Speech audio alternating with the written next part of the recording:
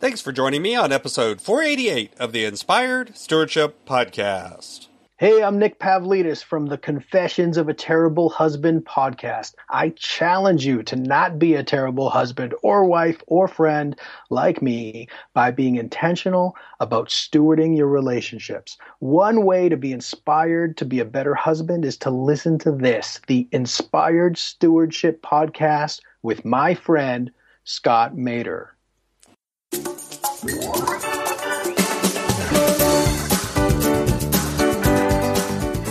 I've got this one friend who's really bad about their time, so I need to cut them out of my life so that I can get better with my time.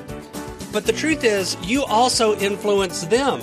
And so just cutting them out sometimes means you're removing the one positive influence they had in their life.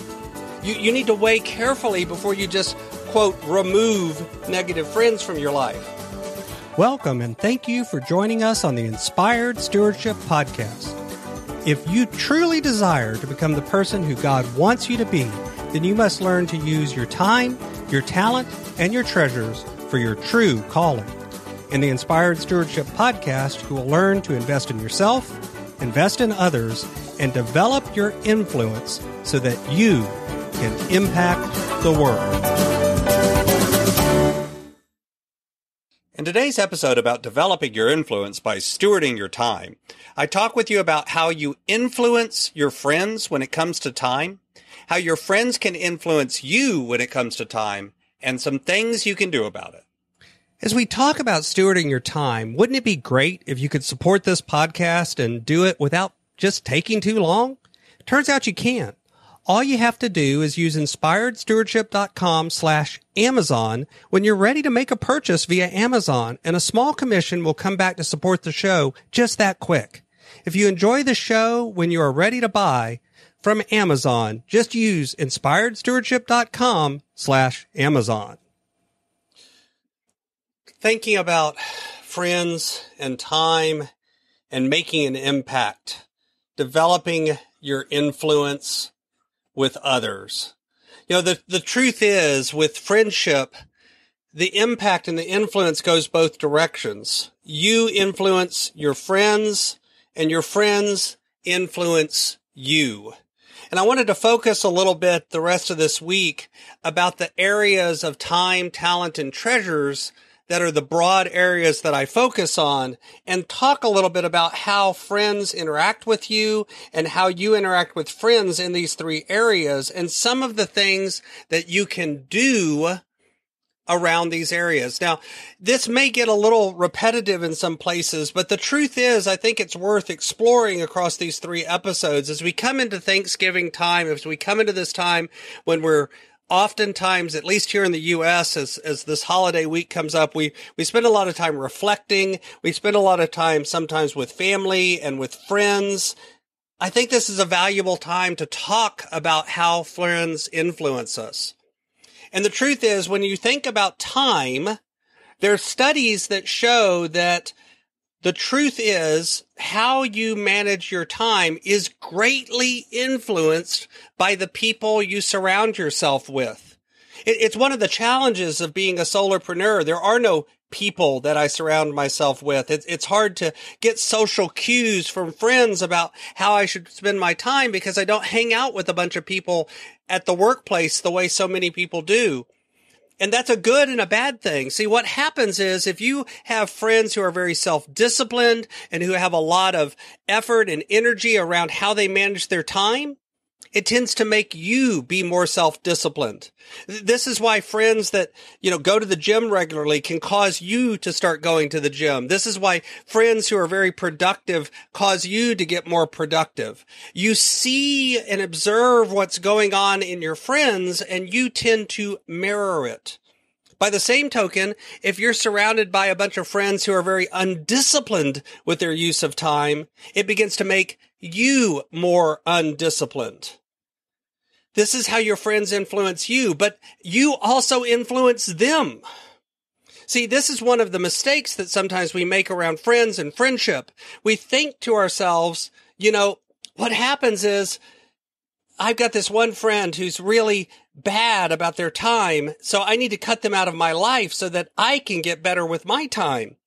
But the truth is, you also influence them. And so just cutting them out sometimes means you're removing the one positive influence they had in their life.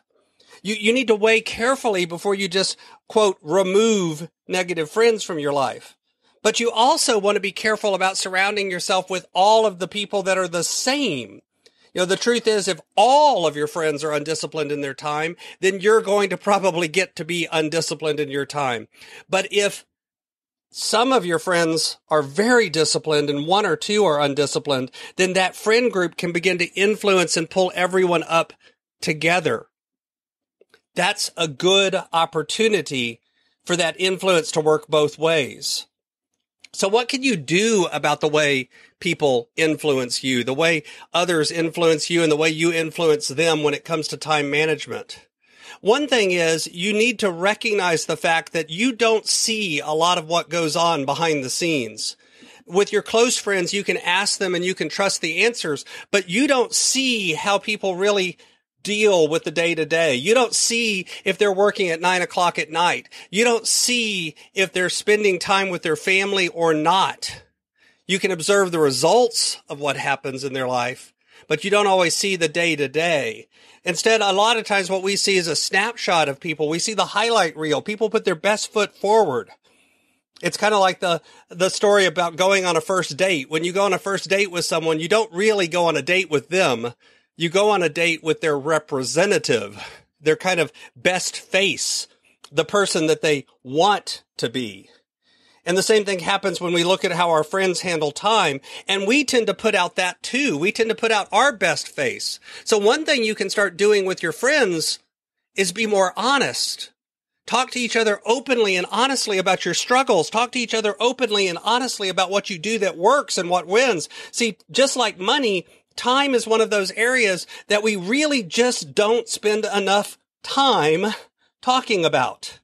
So you can start to have those conversations. You can start to reach out to your friends and say, I'm struggling in this area. What would you try?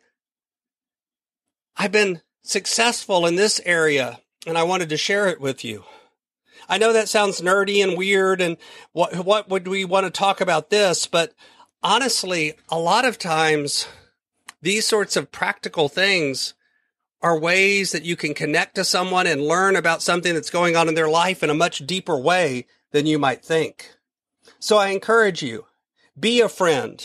Talk to your friends about time.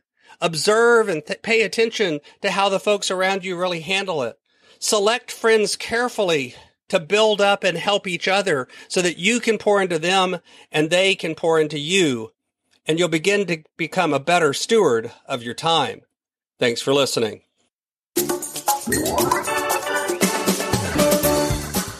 Thanks so much for listening to the Inspired Stewardship Podcast.